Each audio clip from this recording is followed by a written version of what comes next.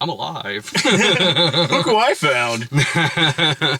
So, in case you didn't see Twitter, and were wondering why there wasn't Civil War on Thursday, I suffered a bit of a nasty spill. He had his own civil war with the ground. Oh God, I hit my head so bad. This is sore. Fuck, I'm still so loopy. I got discharged today in the morning. So that's how much I love all you out there, like, texting you, like, you up for Civil War tonight? I might be really spacey. It's like, I was wanting to see it anyways. I don't give a shit what you're doing. I had to get out of the hospital, or it'd be you and off-screen Letty reviewing it, just talking to her in the back seat. Like, babe, what'd you... No, just tell them what you think. Thumbs up. The thumbs way up. You know what the worst part is? I actually forgot to tell you about this. The hospital lost my clothes. They were looking for it so hard. Like, the nurse felt like took it way harder than I did. Like, I was just like, well, that's all right. I got other clothes. It's no problem. And she's like, no, it is a problem. We lost your clothes. We got to reimburse you for that. That's terrible. And I was like, it's like, no, not my really expensive clothes I was wearing. yeah, like, so I was like, I'd rather that go missing than, like, my wallet and, like, phone. Like, do I still have a driver's license? Like, okay. I'm sad that my Toxic Avenger shirt's now gone. No, the and my mutant hero. jeans. Yeah, that shirt was way too big for me. Bought that shirt when I was fat. But the belt, we'll have to swing by, like, the trauma table again sometime. Oh, totally. But my belt was still there. What the It's for when I put on my other jeans. Like, oh, thank God, I still got this. So you can belt on these sweet scrubs they let you wear home. Oh yeah, I had to wear the scrubs home. I thought it was just pajama day. I'm like, well, fuck, I'm way overdressed. Oh, my shoes were in there too. So that's good. Somehow you gained socks, though. The hospital socks. I like these. They have, like, the... I fucking love those little grippies. Yeah, they got the grippies on the bottom and the top of them. That way it doesn't matter if you put them on, like, upside down. They still got the grippies on them. It's all right. Every time I walk around, they end up sideways anyway. Yeah, that's fucking inevitable. I think it's because they make them so that they're universal. The movie, like... it was still fucking packed in there. We had to sit close to the front. I was not expecting it. Yeah, we saw a movie today. Yeah, no, I was not expecting that kind of a crowd at the Monday show. Well, it was also in the smaller theater for some reason. But still, even at that, like, if we had been in, like, one of the larger screenings, I mean, it's shown on, like, 5 screens or something in there. And I think about most of them are the 3D. We were just 2D screening. But even at that, like, if we were in one of, like theater 1 or 2, like, that still would have been... It still would have been... most of the theater. Like, that still would have been, like, we probably would have been looking at, like, spots down by the front anyway. We wouldn't have been, like, as close as we were, but it still would have seemed crowded. It's not like, it wasn't like, oh, it seems crowded now because the theater's small, but if it was in a bigger room, there'd be 3/4 of the theater open. Like, it would still be really crowded, but we were in, like, the best sucky front part. The only part that was really, like, making me go, like, oh, like that was whenever there was, like, a location on screen. Whenever, like, it was saying, oh, like, yeah, when suddenly it was like Venice. The whole fucking screen to let it, like, yes, they're in Lagos. Oh, God, it took up so much. It was jarring every time. Yeah, every single time. It was like at the end of, like, Insidious when... Insidious. Like, shit, alright, he's in London. Christ. God, scared the shit out of me. What happened to, like you just put at the bottom, like, Beirut. Like, alright, cool. Burp. And now I know where they are. It could get into, like, 1990 Captain America and be too specific. It does, man. It's like the White House and then Washington, D.C. And in case you don't know that, like, it cuts to, like, the kid and his mom in the next scene, and the kid's like, I'm so glad to be here in Washington, D.C. God damn it, I know it. I know where you are. Fuck. It's like, look where we are, right here on 1600 Pennsylvania Avenue. Like, thanks. Thanks for that. I wonder how many times it said Washington, D.C. in the movie Murder at 1600. If even once. Too many. So I'll say this, like, between Matt Salinger and Chris Evans fucking rocks the aviator sunglasses. Hardcore, fucking badass. Gold aviators, hat. Can't tell it's you. Yeah, I love that his disguise is the same as it was in Captain America: Winter Soldier, which is like shit. I'm the biggest fucking guy in the room. I know, bomber jacket, ball cap, glasses. Incog fucking neato. His disguise is to look like he's auditioning to be Maverick's wingman. He looks like his disguise looks like he's auditioning to be Captain America. I don't give a shit how many cool sunglasses you put on.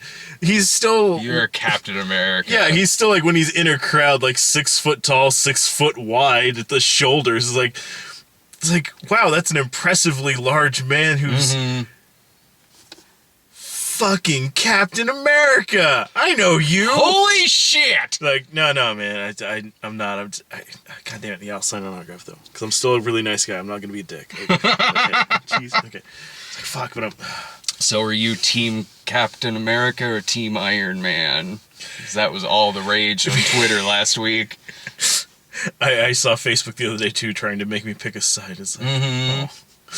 Yeah, no, same as, I mean, it's a fair difference between like the original comic story and the adaptation for film, but in both, I sided with Captain America's side in both of those, because like what he's saying makes more sense. Like, I get the whole oversight, like you know, there has to be a checks and balances thing.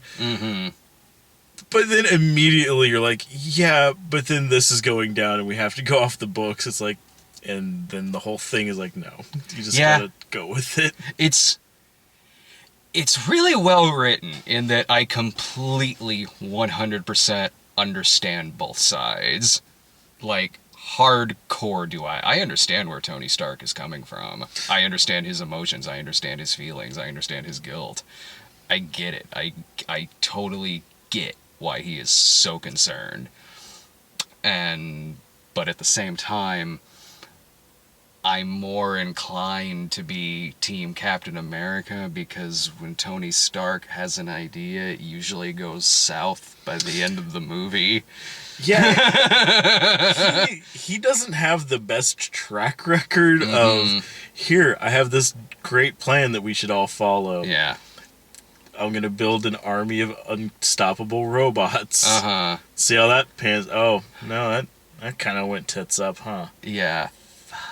Last time Tony Stark had a big idea, it was Age of Ultron. We got funny James Spader out of it. So, I mean, that was a plus. Speaking of, like, James Spader and Robert Downey Jr., less than zero... how about that young Robert Downey Jr. at the beginning of this? Fuck, that was creepy, but in a good way. Like, yeah. Like, it wasn't like that weird, like unnatural looking, like, well, this is setting up shop in the Uncanny Valley. Let's just make a fucking summer home here. No, it was very well done. Like, it was, you know, it was right up there with, like, you know, the way, like, they de-aged, you know, Michael Douglas. Yeah. But, like, with that one, like, I mean, that was dialing it back. I mean, granted, still basically to the 80s. But for him, like, you know, like, okay, well, that's just, like, smoothing the wrinkles. Like, for Robert Downey Jr., like, no, like, they basically, like, took him back to being, like, a practically a fucking teenager. He looked like he had to film this quick cameo and then go back to filming the pickup artist. See, I was like, oh shit, I gotta do this. I got like weird science at like 5. Yeah. Like I gotta do that real quick to knock that out. Gotta hop in the car with Rustler. Head down to Weird Science. Drop him off at his Grady audition. Like that was fucking unnerving. Mm-hmm. But in a really, really good way. Like I said, like it's like it's getting kind of fucking scary how good they're getting at doing it. In movies, yeah, at the you mind if I roll the window? Oh yeah. There we go. In movies, yeah, like I've seen it look really weird on TV. There's that show now that I've been watching this. It's called The Family with Joan Allen. Silly as shit, but really entertaining. It goes back and forth between 2 different times throughout the series. One is present day, the other is 10 years ago.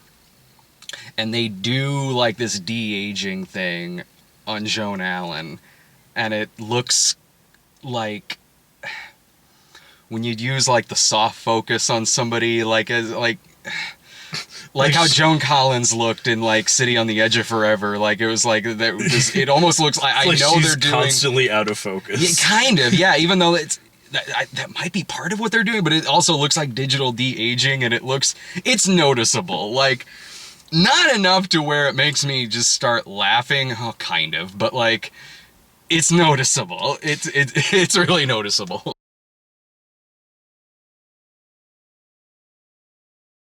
Yeah, see, that's why like with stuff like that, like the TV show Arrow does a lot, where like it's always bouncing back and forth between like the present and then like something tangentially related to it 5 years ago. Mm-hmm. But in that, it's just like, oh, 5 years ago he had more of a beard, and then it goes back to present day and it's clean cut, or like oh, this is a different thing that was happening some other 5 years ago. So it's like shows him now, like, you know, 5 o'clock shadow, short hair, shows him in the past he's got longer hair. It's like, you know what, I'm fine with that. If you show me that you look different than you look right now, I am perfectly willing to accept like young Don Ago. Draper. His hair is just kind of combed the other way a little differently. It's just not slicked back as much. Yeah, or even Charlie Cox in Daredevil, whenever they're showing like scenes where it's like him in college, like whatever time frame ago that's, you know, far back, like his hair's a little bit longer and he's got square glasses instead of round glasses. You do that, I'm fine with it. Let's just give Schmidt a fat suit, put a wig on Nick Miller, give him a joint. All right, they're in college now. This movie hits on a lot of the same themes that Batman v Superman tried hitting on quite a bit. And every single one of them, this movie does better. Oh yeah, because it definitely goes all over the whole, like, you know, like billionaire playboy whose parents are dead, going to extremes to stop superpowered individuals. It's like, well, this seems very familiar territory. And also a plot by a villain that has to do with turning them against each other and then bringing up civilian casualties and dealing with the collateral damage of their previous battles. All things that Batman v Superman tried doing. Only this movie is about people and not a couple of sociopaths. Yeah, this one actually goes out of its way to, like, let's make them characters. Like, I've heard there's this third dimension to writing. I'm gonna try it out. Let's make it's called depth. Let's see what that does for him. Instead of just like, yep, there's a cardboard cutout of Superman, and he's being bland. Not once did Daniel Bruhl playing. Not once did Daniel Bruhl leave a jar of piss sitting out. Or try putting... Grandma's sweet tea. Fucking... He wasn't like... Daniel Bruhl... I like Daniel Bruhl. He's not... The character's not exactly a memorable villain in this. It's not bad. He's just villain. Yeah, the fact that he's like the mastermind of this really doesn't. Honestly, like. But he didn't annoy me. Yeah, no, he's almost like, despite being like the actual main villain of the movie, he's like a third level character in the plot of things. Is like, but I kind of like that. Like, well, I mean, it's he doesn't do a bad job at all. No, not even that it's a badly written character. It's just slightly unmemorable. But yeah, I mean, his main goal is basically to set things in motion, and then once they're in motion, we're just watching that. Like, we're just kind of along for the ride that he started. I could have used a lot more Frank Grillo. Yeah, that was upsetting how underused he was. Yeah. But I guess got a little bit of Frank Grillo, but there needed to be way more Frank Grillo. But I mean, I guess, I don't know. It won't be too much longer. We'll have The Purge, and we can see him as not the Punisher again. He kind of had the Punisher logo on his mask in this movie. It has been these movies. I really only see them when they first come out. I don't really rewatch very much, so. What's it been? Probably 100 fucking movies that we've all seen between this one and the last one. Probably. So there are points where I have to remind myself, like, okay, when Grillo first showed up and he was in the armor, I was like, I had to say, granted, I am dealing with a head injury. So I'd be like, oh, okay, what is going on? Right. Frank Grillo. All right, cool. And then, like, the thing with, Pepper Potts not being at the thing at his speech, and then he was upset when her name was on the teleprompter. I had to sit there and be like, did she die? Okay, no, she's not dead. She's not dead. Yeah, no, that kind of threw me too, because they really covered till like halfway through the fucking film, like, oh yeah, no, she's just taking a break. We're separated. We couldn't ask her to be back for this one. This movie does another thing right that a lot of other, and not just Batman v Superman, but a lot of other superhero movies try to do, and they don't do a very good job. There are a lot of characters in this movie, and my God, do movies like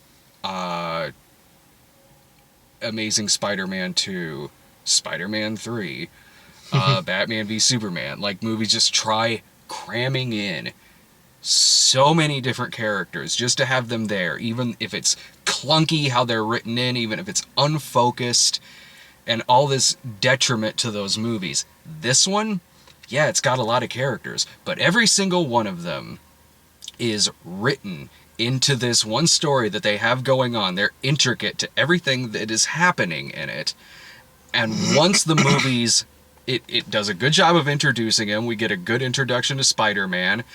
And once the movie's done with them, then it goes on to the rest of the plot. That's good. Yeah, that's really good. Yeah, it's like they didn't need to keep Tom Holland like in the background of every scene, like just either being there or just like having lines because they had to write in lines because he's standing there. And yeah, like it did a good job. Like even like newer characters like Ant-Man and stuff, like did a good job of like expanding on them, like actually giving them something to do other than again just like yep, he's definitely in this fight scene. That was a good fight scene. That was some monster movie stuff, man.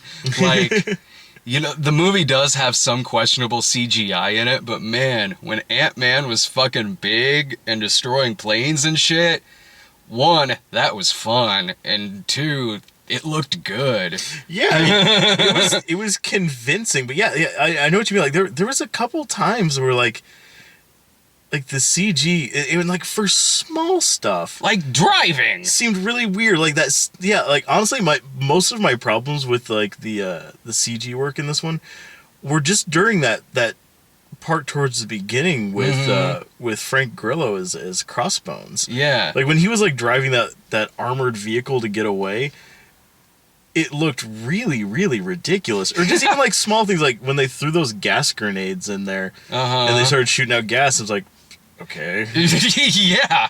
It's like, they sell these. Like, I've seen so many movies, even cheap movies with these little gas canisters going off. But this one, it has to be a special effect. Or hell, like there's a part where Captain America lands on a roof. He jumps under a roof, but even when he kind of lands and is starting to walk, I mean, I'll say this much about it. At least it looked better than when Catwoman was walking across a roof in the movie Catwoman. Jesus Christ. Like, all right, it looked better than that. Still looks fake. Still kind of took me out of the movie for a second. Yeah, well, and that's the sort of thing, like it's not very often that happens in this. I mean, especially when you have like certain characters like I mean most of the scenes there with like Ant-Man or like almost anything with Vision where he's not wearing like a sensible like sweater. Yeah, he's a house dad now. He's living in his own sitcom. We just don't see it. I love that he looks like he's dressed as like the dad from like a 50s. Yeah. Uh-huh. No, like it's I don't know, it's a good look for sweater with like the Oxford that's unbuttoned. Some sweet slacks. This Thursday on CBS, an all-new My Father the Hero.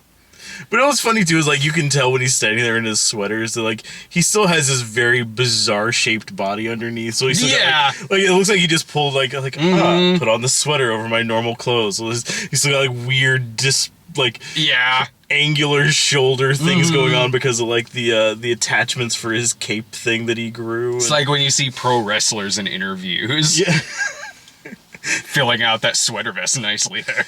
It's like it's just odd looking, but like, all right, he's rocking it. He's doing it. But like yeah, you have all these like characters that are almost completely just made out of special effects. And all that looks fine. It's like, I don't know, I think like maybe they had like 50 animators working on making like Vision's cape like just flutter at exactly the right rhythm with the wind that's blowing. Yeah. And then it's like, shit, did somebody do the car chase? It's like, fuck. I got Steve on that. I got like 5 minutes like is this way. Just suddenly a flash animated truck goes down the street like, well, that happened. Maybe it looks really good in 3D. I don't know. We saw it in 2D. I didn't want to see it in 3D. I didn't want to see a 3D movie. Oh, really? With a headache? I can't imagine. 3D movies usually don't give me a headache, but I'm loopy. I don't need to be seeing Hawkeye's bows flying at me right now. I love Hawkeye's in it again. Fucking, I just like when Jeremy Renner's in anything. I liked his new suit that they gave him. Yeah, that looked pretty badass. Like I liked the look that he had in Avengers 2 also, like with the kind of coat looking thing. But I remember reading an interview with Renner, and he's like, it's like, yeah, like no, like, I like that they're giving me more to do. Like it's really fun. Like like this new outfit looks badass. I will tell you though, I can barely fucking move in this thing. It's like, no, run around and like dive over that and then do a somersault and then shoot your bow. It's like, this arm like moves for shit. Like, all right. People need to stop saying that Hawkeye doesn't do shit. Hawkeye does plenty. He subdued Vision at one point in this movie. And he's the guy with arrows. Yeah. Like, yeah, see, that's why I like the Hawkeye cynicism. It's stupid.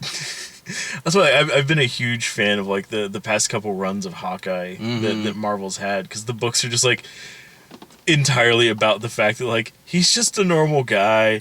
Like, yeah, he shoots arrows and shit, but like, you know, when it's like, oh man, like we got a thing going on in space, bye everybody. He's like, yeah, okay, I can't fly, so I guess I'll just stay here in like the Bronx and like watch my shitty apartment building. I was always Hawkeye on the arcade game, the Avengers arcade. Yeah, that's always who I was every single time.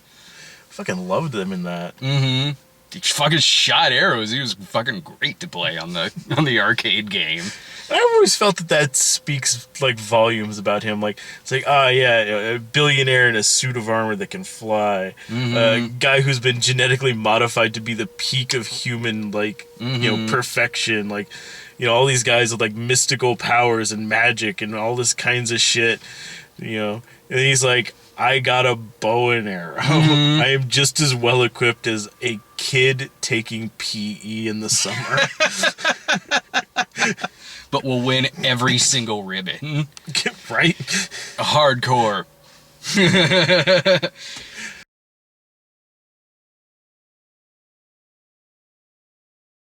And to go back to what we were saying about both sides and their own arguments, makes sense. It's also the same for the climax of the movie, in which Bucky, Captain America, and Iron Man have come together to take on Daniel Bruhl, and then Iron Man finds out that it was the Winter Soldier who killed both of his parents. So then that starts this huge fight between Captain America and Iron Man, and I get it from both sides. Yeah. Would I want to kill him if I was Iron Man? Yes. Would I be doing what Captain America is doing? Probably. Well, and I like how it almost like, it turned the tables on that dramatically. Where I thought that was a perfect way to do that. If like the whole time Stark is trying to get them to we need this oversight because we're reckless and people will get hurt, and the Cap telling them but we need to be able to do what we need to do, even if that labels us as criminals. And then you have Iron Man, who's just straight up trying to murder the Winter Soldier. Like, he is going out of his way to shoot lasers into his face. Like, oh yeah, in the big battle between all of them, really, they're just trying to kick each other's ass. Like I said, they're just trying to give each other an ass whooping. But yeah, it's like I don't know. I thought that was nice how they kind of turned that around, and then suddenly it's putting Captain America in the position of no, we gotta stop. We have to restrain ourselves. It's like, I see what you did there. You killed my parents, bro. But yeah, I mean, just seeing that on a fucking VCR in Siberia, I mean, that's gotta shit on your whole day. Movie got shot on Shitty-O for about a good 5 minutes. I bet that was a great scene in 3D. In case you ever wondered what violent shit looked like on the big screen. Always. Oh, and it had a couple of post-credit sequence. One of it sets it up to where Battle Cat joins them. What? Did I say something stupid? Am I wrong? No, that's his name, Battle Cat. Every time there is one of those setups at the end of this, every time, I always have to lean over and go who the fuck's that? I remember whenever you did that in the first Avengers, the first time it shows Thanos, and you're like, what the fuck is that? Is that Judge Dredd? Yes. Yes, it was Judge Dredd. Glad you picked up on that. Man, these follow-up movies would be really weird if it went into the direction that I guess they are. If Battle Cat is in the next one.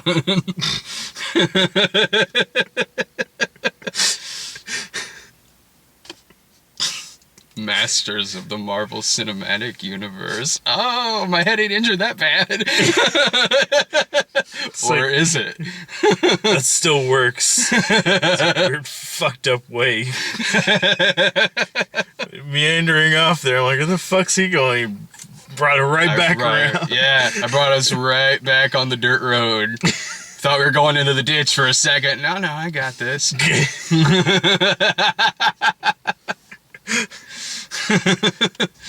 And there was, what was the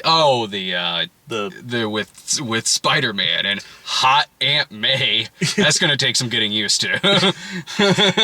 I'm still used to like the old books where it was like, you know, like Pete was like 15 and being Spider-Man, and Aunt May looked like the Mummy. God. In this, if you were to see this, not know anything about the comics, you'd think that in the comics she looked like Jamie Gertz.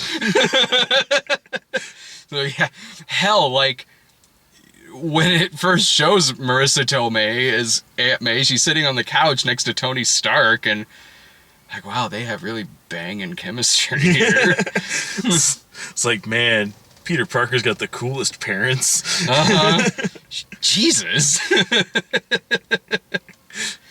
Like, she sits on his bed at the end like she's like hot stepmom from like an 80s teen movie. Like in Bill and Ted's Excellent Adventure. Like, this is about to take like one step into like weird, like risky business territory. Yeah. Hell yeah. Let's get Love on a Real Train on here. But no, I mean, it makes so much more sense. I mean, if you consider the fact that, yeah, like, you know, Peter Parker's supposed to be like 15, 16. Like, it makes sense that his aunt would look like she's in like her, you know, 40s? Yeah, like late 30s, early mid 40s, like somewhere in that range. Like, that. Yeah. I'm perfectly fine with that. Like, you don't have to make, like, just because for so long in the books, like it's weird, like, as Pete gets older in the books, Aunt May keeps getting younger looking. But, I mean, still always with, like, white hair, though. Although, really? Yeah, although in, like, the Ultimate Comics, which is kind of where more, like, they pull a lot more influence from for a lot of the cinematic stuff. Even in that, like, she had white hair, but, like she was sassy as a motherfucker. Like, she was in, like, her, like, mid-50s or something like that. Imagine if they gave Marissa Tomei white hair still. Wearing practically Jennifer Beals' outfit from Flashdance in her scenes. I would go watch this movie. Oh, fuck yeah. No, I found, though, like, one huge weird sticking point, though, with this one to me. Just the fact that, and I know, in a way, since it's dealing with, you know, American politics, it makes complete sense that it's so hypocritical. But I love the fact that the person overseeing this accord to basically restrict the movements of enhanced peoples. Yeah. And, you know, to make sure there's no more, like, wanton destruction. Is a billionaire. Well, they set up the Secretary of the State, Thaddeus Thunderbolt Ross, the same man who, not too many years prior, was destroying most of New York City in an attempt to capture the Hulk. Oh, yeah. It's like, are you really the voice of reason in this? Like, you blew up most of Harlem with a monster you built to fight a different monster.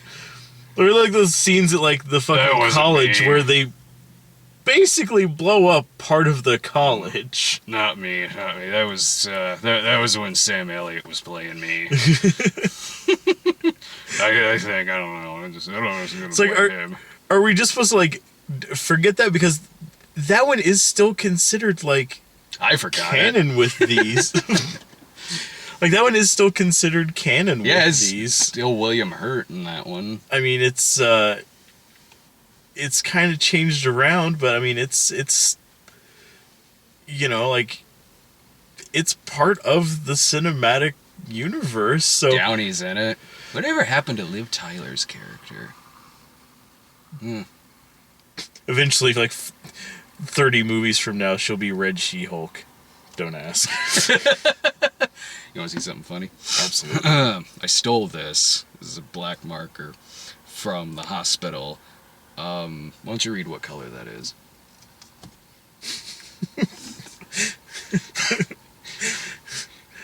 Are you pointing to where it says noir? No, not that one. The part where it says black? Or are you still referencing the part where it says Negro? How old is this marker? I had to take this. Don't worry, there was a bunch of them. What hospital did we take you to? 1963, old-timey medicine. He just kind of beat on my head a little bit with a hammer. That would make sense, because I really don't remember you having the head injury when you went in there. That's where I got it. I just went to the hospital to get a coffee. 60s coffee's the best. It would keep you awake for weeks. It's like, how can I get this? With or without sugar? Cool. By the way, without sugar is mostly sugar. It just means the cup isn't made of sugar. A weird little plastic cup that you put inside the plastic sleeve that has a little... Yeah. Mm-hmm. I fucking used to love and hate those things. I love those. I kept mine for the whole day. Little things that like look like you're like, no matter where you were at, whether it was like, you know, at work or like at school, that thing always made it look like you were about to go into like an AA meeting. Yeah. Flimsy little like paper thin like plastic cups and like that weird. They were always they only make them in like dark brown, shitty looking rusty orange or old avocado green. Fuck, man. Say at a hospital you took me to a church basement. Sorry, man. I saw the cross. I'm like, it looked like St. John's. I don't know. It's either St. John's or like a fucking Narconon meeting. I got no idea, man. You took me to Peoria? Any final thoughts on Captain America? No, I mean, I thought they did a really, really good job with it. I mean, it's again like how most of these sort of things are, like the source material that it's pulling from, it's vastly different from, but like I honestly feel like the spirit of this like really sort of encapsulates it. Because yeah, I mean the original event story arc was gigantic. I mean, you know, it had a lot more divisive stuff in it. I mean, it made having like Iron Man as your favorite hero like a bad thing for a long time. Oh, okay. Like he was definitely like a soulless prick during the whole thing of that. Like it made Tony Stark so fucking unlikable. It took a long time for them to get over that. But I mean, there's a couple of things that I think would have been really cool to bring in from that. Like, one scene has them royally fuck up and kill an Avenger in cold fucking blood while they're squabbling like they did in the airport scene. I kind of wondered if they were going to try for it and, like, go a different direction, because the character who ends up biting the dust in that is... well, he did change his name after, like, way too long after the fact, but Goliath. Previously, his name was Black Goliath. Okay. Guess why? Because he had the same markers the hospital had. Yes. More or less, yes. Yeah, he stayed Black Goliath way too long before they finally dropped that. Yeah. When am I gonna get my Ghetto Man movie? Remember him? I am honestly surprised that DC doesn't try working that back in somewhere as some odd little nugget. They probably have at some point or another. You know who played him? Tequila. Brad Sanders. Man, he's all your favorite characters. Yeah, Tequila, Ghetto Man, bartender from Barbershop 3. all of the best characters. But no, like there's a really big like Iron Man's side versus Captain America's side fight in the book that ends with Goliath basically getting like a giant hole blown through his chest when he's at like giant size. Yeah. And it sets up like the whole decline of things after that point. Like, and it just so many weird moments, like the fact that like they killed him at giant size and it did something to his body, so they had to also bury him at giant size. No. They couldn't get him to any smaller. 1,000 pallbearers. Fuck. His grave was half the size of Arlington. Oh, it's my final thought would be it's a very entertaining movie. It's fun. It's funny. Characters are likable, charismatic. It's a good ensemble piece. It's called Captain America, but it's an ensemble piece. But yeah, I mean, this one would have been just as fine if they had named it just Avengers 3 Civil War. I mean, honestly, Tony Stark is in this as much, if not more, than Captain America. Well, yeah, and it makes sense why not, like Robert Downey Jr. being so weird back and forth about like if he will or won't do an Iron Man 4, if he'd be okay with signing back on for some more.